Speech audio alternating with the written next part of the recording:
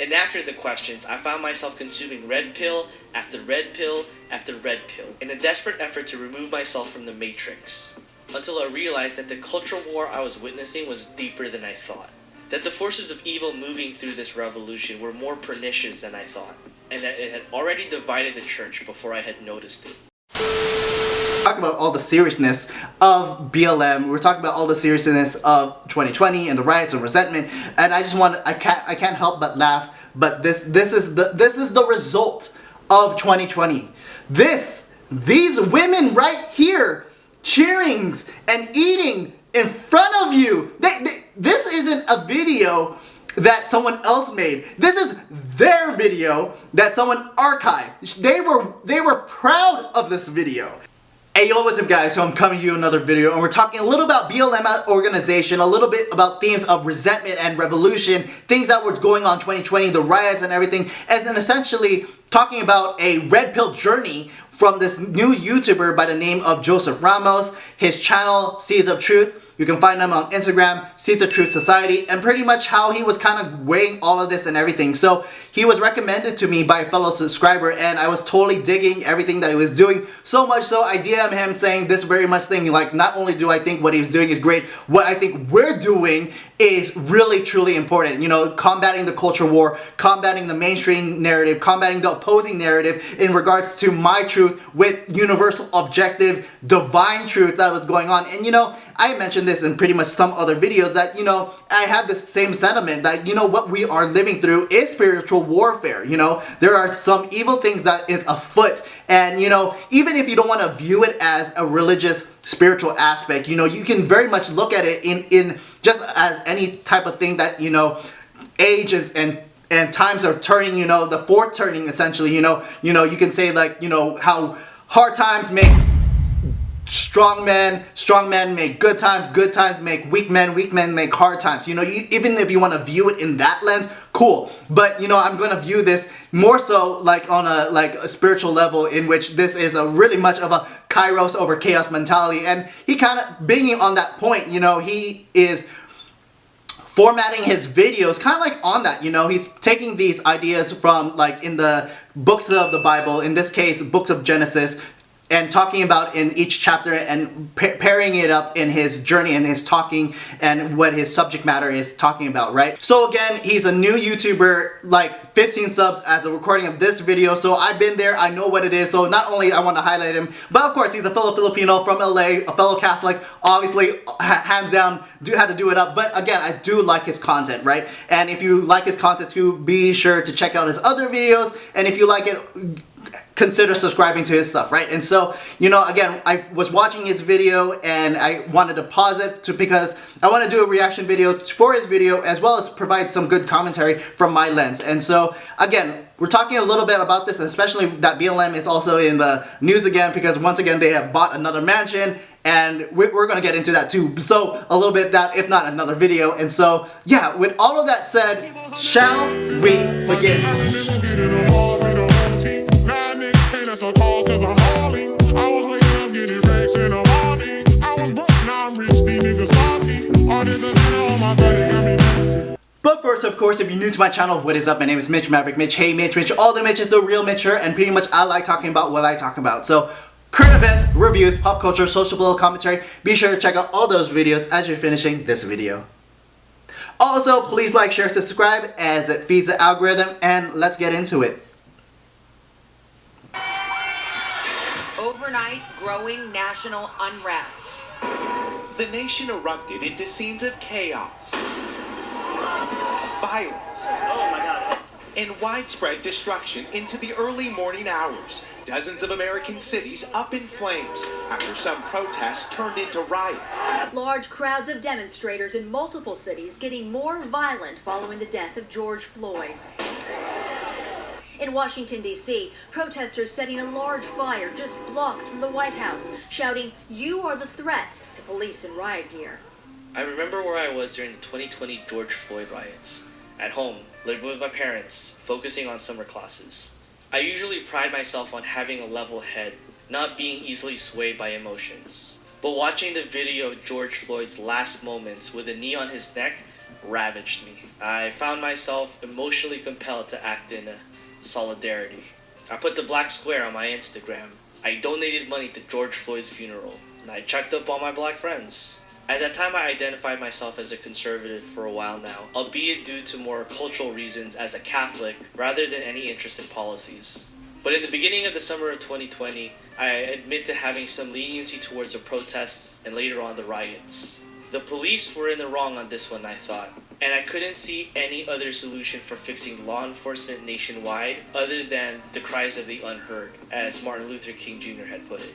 And then on June 20, a few weeks into the summer of 2020, activists had toppled a statue of St. Junipero Serra in Golden Gate Park. Like St. Paul, the scales had fallen off of my eyes, albeit violently. Whatever pity I had turned to rage. And when the rage subsided, the questions began. And after the questions, I found myself consuming red pill after red pill after red pill in a desperate effort to remove myself from the matrix. Until I realized that the cultural war I was witnessing was deeper than I thought. That the forces of evil moving through this revolution were more pernicious than I thought, and that it had already divided the church before I had noticed it. The shock I felt from seeing members of my former ministry support BLM could not be understated. The lines had been drawn, and I was late into picking a side. The reason I wanted to start with this is because I've noticed an underlying current in the political and cultural turmoil we face now, and that is resentment. Alright, so getting into that real quick, I love that introduction. I love everything about this. Again, I think what Joseph is doing is really good, not just in content, but just in discussion. And I think more so into this, you know, I was red pilled back in 2018, and then he was going into his stuff in 2020. A lot of other people, when it came to the riots, a lot of people, it was in the hype of COVID, remember? And we were talking about you had to stay indoors and you had to do all this stuff, and it was okay for people to be out in mass and not be like, there was no vaccine back then, and be out in public. And so that alone red pill people, like, so you're saying that we have to be indoors, but it's okay that this stuff is happening, let alone the CNN coverage and the mainstream media coverage of these protests, that they were mostly peaceful, you know, peaceful but fiery but peaceful, you know, and then already a lot of people are getting red pilled in this situation. So I like this video because it goes to show what people go through in a red pill situation, right? And he was saying, I was taking red pill after red pill after red pill, you know? And I was right there with him when I saw some of our statues, like Mary's being desecrated, not just in Canada and everything else, into I was there. Like, I can see these demonic forces happening right before my eyes as well. And so I was right there too, you know? And not to diminish the Black Lives Matter as a movement, you know? I will say Black Lives Matter as an organization when it comes to Patrice Cullors as a Marxist that I already know, right? And her having yet another mansion in California, in Calabasas. Well, we can talk about that, but of course, Black Lives Matter colloquially do matter, 100%. But BLM, Black Lives Matter as an organization, don't support Black Lives Matter in the womb, don't support Black Lives Matter as a nuclear family. You know, there's a lot to digest here and dissect, but I'm kind of going all over the place, and I'm kind of getting a lot hype because I'm putting myself back in that moment, you know? And yeah, there's a lot of energy, and that's another thing that I could not get to people, especially when it was in 2020. People were acting on emotion.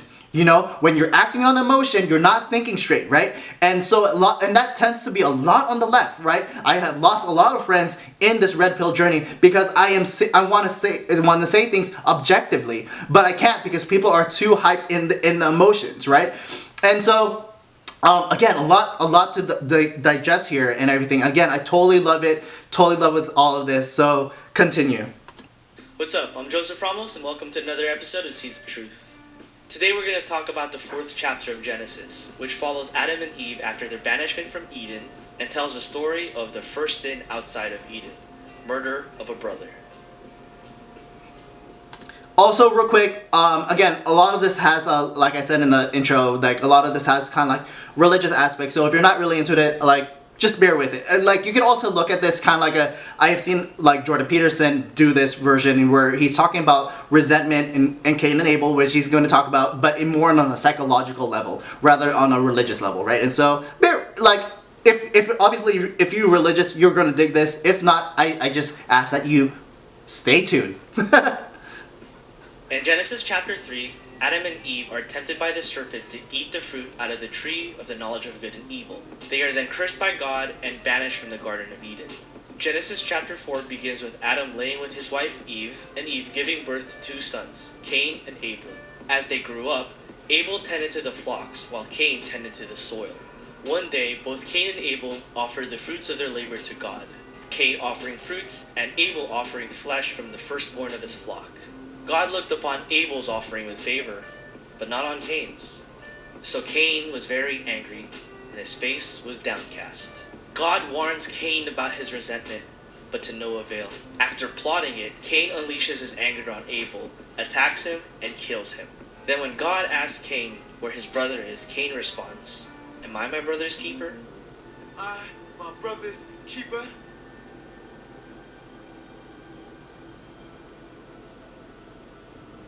God, knowing what Cain had done, laments that Cain is now cursed, and that the soil that he tilled will no longer produce fruit for him.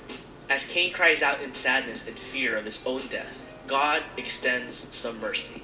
He marks Cain to symbolize that anyone who attempts to kill Cain will suffer vengeance from God, and the protection extends down to Cain's descendants. The rest of the chapter speaks of Cain's descendants several generations down, including a man named Lamech. Lamech then goes on to explain to his 2 wives the ancestral protection over him as a result of Cain. Then explains that if Cain is avenged sevenfold, avenged sevenfold, avenged sevenfold,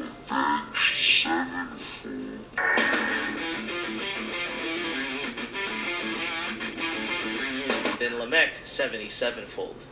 The chapter then ends with Adam and Eve making another child named Seth. One of the verses that stands out to me is when God warns Cain of his own resentment. "But if you do not do what is right, sin is crouching at your door. It desires to have you, but you must rule over it." Another verse that stands out to me is when Cain cries out after being cursed. "Today you are driving me from the land, and I will be hidden from your presence." In relation to our previous video on sin, it's important to understand that what is evil cannot dwell in the presence of the good. You notice this when you're with children and something indecent is going on around you. So what do? You instinctively shield their eyes or remove them from its presence. The last verse I want to point out is the last verse on this chapter. "At that time, the people began to call on the name of the Lord." It highlights how even apart from Eden, mankind has a natural inclination to call upon God. Even separation from paradise does not deter man from doing what is instinctual, which is orienting itself towards the transcendent. Resentment has often been the catalyst for violent uprisings and revolutions. Resentment towards the Catholic Church by the French led to the French Revolution, resulting in the beheading of priests, the desecration and pillaging of churches, the raping of nuns, and the hollowing out of the church's eldest daughter. The scapegoating rhetoric of Adolf Hitler that fed on the resentments of the Germans after World War I led to a systematic oppression and decimation of Germany's Jews through the pogroms and the concentration camps. The Marxist sentiment that overtook Russia had pitted the proletariat against the bourgeoisie, leading to mob punishments against the richer peasants in the countryside, the kulaks, and reappropriation of their illegal private property by the state. Resentment, once again, is the driving force of all our cultural and political uprisings. The inorganic demand for diversity, inclusion, and equity in all facets of American culture. Corporate media going after some comedian with a podcast out of a lack of control on the cultural narrative and also out of sheer envy. The current wave of feminism, supplemented with intersectionality, has now provided the template for your personal cultural ransom note, whether it's body positivity, transgender acceptance, or veganism. Their carbon footprint is smaller, but they experience more frequent and intense climate change-caused weather events. These events especially affect girls and young women. Your hamburger comes with a dose of misogyny. I would be remiss if I failed to express that the sources of resentment are often legitimate or understandable at the very least. Be it financial instability, the view of masculinity is reprehensible, the fear of law enforcement, the list goes on. With that being said, however, the leaders of the current resentment politic offer no valid solutions or substitutes, and often hide spiteful intentions behind their seemingly altruistic demands. Outrage over the death of George Floyd turned into activists toppling statues of Western cultural icons such as Abraham Lincoln, and a cry to defund the police. The fear of male aggression and subjugation is what fuels much of feminism today, and it seems to have created a cycle of abuse. Incels hate women and then threaten sexual violence towards them, and women respond with sexual humiliation and a social stigmatization of male energy, with buzzwords such as toxic masculinity and problematic and patriarchy. In other words, victimization is the vehicle that resentment uses to infiltrate and eventually destroy everything around it. This is what God spoke of when he warned Cain. Sin is crouching at your door. It desires to have you, but you must rule over it. I believe that there is injustice in the world. Malevolence and suffering are often the default settings of existence thanks to original sin. But before we can tackle that, we must be vigilant in resisting our own sources of resentment, so that our efforts come from a source of love and goodness. One of the ways to do that is gratitude for our own existence. History can often be interpreted as an eternal battle of oppressed versus oppressor. But the nuance that gets lost is that the oppressors may have been oppressed, and the oppressed can also be oppressors. This is the cycle of regimes, and it isn't healthy to dwell on the things that have been lost. In many ways, we are lucky to exist in the way that we have. When I understood that some of the activists who destroyed the statue of Saint Sarah in Golden Gate Park were either Latino or Native, my first impulse was really to say, who gives a flying fuck? The second thing, once I calmed down, was to assess where they were coming from. Their charges against Saint Sarah were misguided at best and childish at worst. Okay, so pause right here. You know, I love everything. I'm not even doing a whole lot of reactions because I'm just listening to a lot of what he's saying. And again, I love it because, again, what he's saying is some things that I have already heard a lot, especially when it comes to Jordan Peterson. When he talks about, like, Marxism, there's this point in which I remember him doing a talk in which an audience member was saying, like, hey, why is Marxism so attractive? Why is it, do you think that, that Marxism is such a rooted ideology compared to things like classical liberalism or all of these other ideologies that we see? Like, this thing's been around since the mid-1800s, and it's taken over almost everything, especially college campuses. Why do you think that is? Okay, so it's attractive, it's utopian, but then there's the dark side of it, right? Which means everyone who has more than you got it by stealing it from you. And that it really appeals to the Cain-like element of the human spirit, right? Everyone who has more than me got it in a manner that was corrupt, and that justifies not only my envy, but my actions to level the field, so to speak, you know, and to look virtuous while doing it. And so there's a tremendous philosophy of resentment that I think is driven now also by a very pathological anti-human ethos. This is the same priest who had often defended the natives against the Spanish soldiers. But an argument could be made in good faith. Their hatred against the Catholic Church was, I found, laden with political buzzwords, such as colonization, imperialism, or genocide. Once again, however, an argument could be made, if in good faith. But once you got past all that, what you saw was the rage of a people who felt robbed of their identity and a culture that was supposed to be theirs. Was it the church who robbed them of that? Was it the state? Was it from immigrating into a country with a different culture than the one that they experienced at home? Was it from a lack of an effort to assimilate? Was it the world? It doesn't matter. The ties to who we are and where we come from remain very important to us as humans. And to be denied of that, or to neglect grounding yourself in the soil that you stand on now, can be the source of a deep existential pain. On my end, there are many things that I could choose to be resentful for, depending on what facet of myself I choose to concentrate on. As a Filipino, I could resent the Spanish for removing me from my tribal roots. As a Filipino in America, I could resent the Americans for undoing 500 years of culture brought together by the Spanish crown.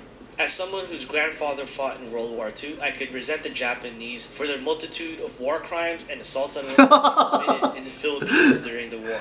But is that the path I want to walk on? Do I dare to indulge the beast crouching at my door, desiring to have me? Or do I choose to accept that I have yet more time to offer a sacrifice worthy of the Lord? Do I accept that there's still time for justice and goodness to prevail, for wrongs to be righted? This slight shift in perspective makes all the difference in the world. And so I find gratitude to be my antidote for resentment. Amen. But it is a constant battle that I must remain vigilant in. Otherwise, resentment can easily consume me. And you may find me one day in some protest with mask on face and brick in hand. And you may easily find yourself one day with blood on your hands, standing over the body of your neighbor, asking yourself, am I my brother's keeper?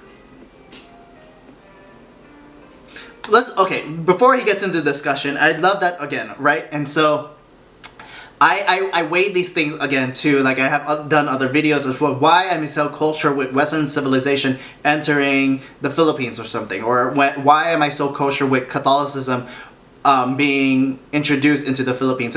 I mean, and not to say that we have to be bootlickers or like sellouts or sympathizers to quote-unquote colonialization, but you know, when it comes to, especially when it comes to the Philippines, there was no Filipino identity. And you can always say like, well, there were no Filipinos because they named it after like the Spanish king.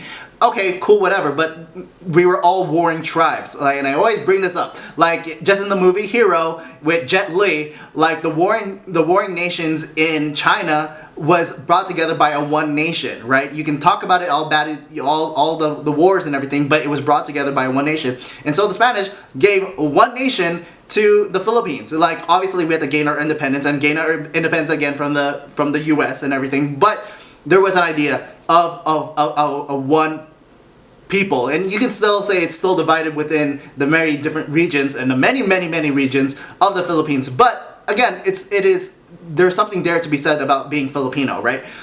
And moreover, this idea of resentment and overcoming it and having gratitude. And again, you don't have to have this idea in which you are sympathizing to the past. Like, we can acknowledge the atrocities and whatever and the mistakes of the past. We can look at it and learn from it and grow. Or what the left likes to do is just live in that same resentment over and over, just as much as we're talking about Cain and Abel. They're just still locked into this whether you want to call it sin or whether you just want to talk about this personal punishment and hell and cage, that you're just resentment and you can't grow past that, you know? Again, we can look into all of that and move and learn from it and still acknowledge it and still grow better from it, you know? And I think, obviously I choose a ladder, you know? And so, continue on. And so as I wrap this up, I want to leave you guys with this question. What would your resentment look like if you left it unchecked? Avoid resentment at all costs, my friends. Cool. Also, again, awesome. That was a great video. I like everything that he was putting on there. I like how I like talking on the fly, right? And so he probably script his videos, and I probably should script my videos, but again, I talk a lot on the fly and just like do kind of like reaction and just go from there, right? And everything. And so, again, very good on his point and everything. And again, I liked everything that he was talking about. And I pretty much answered kind of what he was going into and everything. And so, how do you keep your resentment in check? And again, like, even for Filipino, and I still need to do this video of this idea of a debt of gratitude, right? And so utang na uub for a Filipino mindset, right? And so yeah, you know, I again love all of this. I think it's great. And if anything, I still need to do this video, right? Just throwing it out there, just kind of like a preview for our next video type thing, if you're still sticking with me, is BLM kind of like doing, like how kind of like evil they are for doing their thing. Alright, so for the last portion, I'll just play this quick segment from the podcast of the Lotus Eaters, and which they're talking about Patrice colors and toasting to their victories, like as they're gonna say, like as if it was a heist, profiting out of BLM, and how they are just having this like Hunger Games Capitol moment cheerings after all of their toils of after their toils of just profiting after the sufferings of Black lives. Patrice, rich but embarrassed. If we go to the next one though, I found a copy of the video. Someone archived it, and salutes in the chat to the chap who managed to do this, because as you can see, it's all there and people can go watch it. It's 17 minutes long, and it's largely boring of them just going, aren't we so good? And so I won't bore you with those parts. Haven't we helped so many black people here? Yes, all three of them. So I will tell you the most important part, which is them sitting around, as I said, like supervillains, talking about how they're so great because they've gotten away with it. They're basically gangsters. It's literally like a heist movie, isn't it? Where at the end they're enjoying the fruits of the heist. They're in the Alps, the Italian gold. I mean, like to us. Yeah. Mr. Kane will never find us. Let's play. I'm so glad to have the both of you here and in person. Yes! It's been a really intense year and a half. That was a nice one. Right. And I look up to the both of you so much. You know, you're big sisters to me, you're movement leaders, you're gangsters. Alright, so I'll just pause it there, right? And so I'll link it below. I'll probably do another reaction video to this video. And so I just want to throw that in real quick if you stick to here this long already, because it kind of goes to show with this idea, going back to this idea of resentment, this idea of oppressor and oppressors, they think that they are oppressors, or they think they are oppressed, right? When they are becoming the oppressors. They are living their $100 million life, you know, and living in this like mansion, having this charcuterie, I can't even pronounce it. I'm like so like livid right now. But you know, they're living their best life, right? And they're saying like, oh, we did our best, you know, doing victory. We were at the protests and all this stuff, supporting these black lives, when they are profiting out of this. And it is mind-blowing to me that we are in this situation where these are the leaders of BLM. You know, Patrisse Cullors, a trained Marxist, a true Marxist in its truest form, that she knew how to profit out of the suffering of the people that she was trying to fight for, you know, and she is a true Marxist, you know. And so I just want to throw that in because we're talking about all the seriousness of BLM. We're talking about all the seriousness of 2020 and the riots and resentment, and I can't help but laugh. But this is the result of 2020. These women right here cheering and eating in front of you. This isn't a video that someone else made. This is their video that someone archived. They were proud of this video. They were proud of this video that they uploaded themselves. They weren't trying to. They are gloating. They're getting away with it. They're profiting out of Black Lives Matter. People burned streets and signs and stores and looted and murdered for this. For this. For all of this. People are putting their money for these women to have a nice mimosa over your over your life. I love it. I love it, and I want to do this other video. So with that said, if you like this video, please like, share, and subscribe, and see you in the next video. Thank you for watching. Peace, peace, peace. Be with you. Ecco, me spero tuo.